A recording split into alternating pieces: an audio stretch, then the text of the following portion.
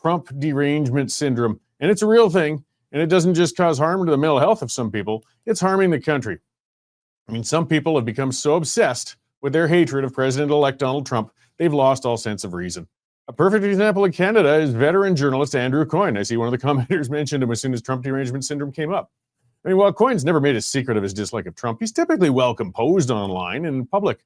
But since the last election, he's become outright unhinged. His posts on social media at first drew chuckles from people, but now they've reached a point where people are seriously starting to get concerned about his state of mind. I mean, people don't joke about making wellness checks on Coyne any longer. It becomes evident he's really actually suffering a mental health breakdown over this.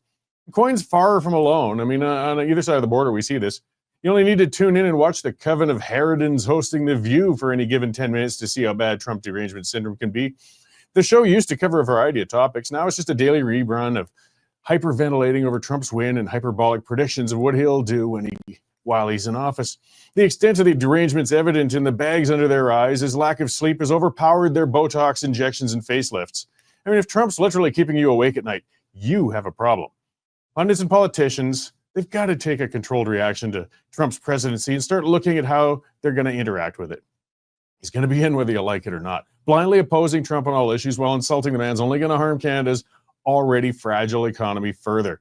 National political commentators and leftist politicians, they've been aghast that Premier Daniel Smith's going to be traveling to Washington for Trump's inauguration in January. Are they complete fools? Have they no clue whatsoever about diplomacy and trade? Let's put the numbers out there. Alberta exports about $80 billion a year in products to the USA. Canada as a country exports $438 billion annually south of the border, and we import $277 billion every year. We're very dependent on maintaining a solid relationship. It's our largest trading partner, and it's sheer idiocy to be antagonizing the incoming president. Trump was elected on a protectionist mandate, and let's face it, he has a vindictive streak. It doesn't take much goading to push him over the edge and have him bring even heavier tariffs on trade goods from, within Canada. I mean, when we got headlines painting him as the second coming of Hitler, he's not going to feel much sympathy when he brings those tariffs in. The Trudeau Liberals are swirling the drain in public support, and they haven't managed to chip away at Poilievre's popularity, so they've been pivoting towards attacking Trump in a desperate bid to draw support from themselves. This tactic won't change the political fortunes of the Liberal Party, but it will harm Canada. Trudeau doesn't have a good track record of putting the needs of the nation ahead of his own, unfortunately. Diplomacy is a delicate art. Leaders don't want to be too deferential to each other, but they also must maintain a level of respect for each other, even if they don't like each other. Smith's proactive approach to working with the new administration will surely benefit Alberta.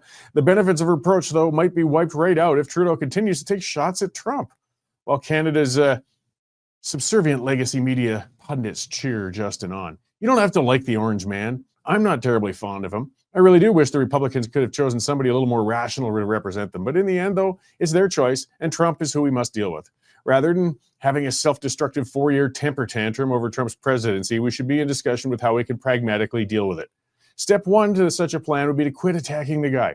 If you're locked in a room with a rattlesnake, trying to pet it probably isn't a good idea, but provoking it's even a worse idea. Figure out how to live with it until you can both leave the room. Don't let yourself be overwhelmed by Trump derangement syndrome, and don't let your friends succumb to it either. The condition's contagious, and it'll harm us more than COVID ever did if it keeps spreading. You survived the last 4-year term of Trump, and you're going to survive this one. It's on you, though, if you want to come out of this term with a semblance of mental stability. Don't be like poor Andrew Coyne. He's living in a miserable place of his own creation, and it's not doing anybody any favors.